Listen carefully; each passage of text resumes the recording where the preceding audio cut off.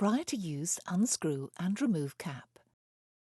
Discard the white ring below the cap and replace cap, screwing this down to fully pierce the container.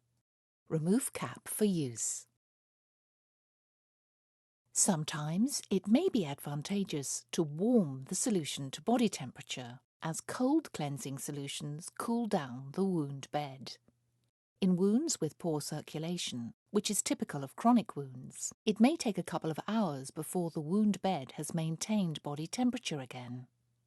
In this time, the physiological wound healing process is delayed or inhibited. Remove the old dressings. If encrusted or sticking to the wound, the solution can be used to pre-soak and loosen the dressing. First, irrigate the wound using the solution to loosen surface debris and assess the wound. For larger wounds, soak gauze pads with Prontosan Wound Irrigation Solution and apply to the wound for 15 minutes or according to your local protocol. Remove the Prontosan soaked gauze by irrigating the wound and lifting away from the wound.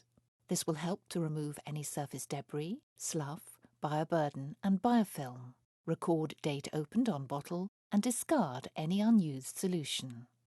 The solution can be used alone or followed by Prontosan Wound Gel or Prontosan Wound Gel X, which can be applied to the wound bed to help maintain an optimal wound environment until the next dressing change. Squeeze the container to create a gel coating on the wound that is at least 1/8 of an inch to 1/4 of an inch thick, that's about 4 to 8 millimeters, filling any cavities.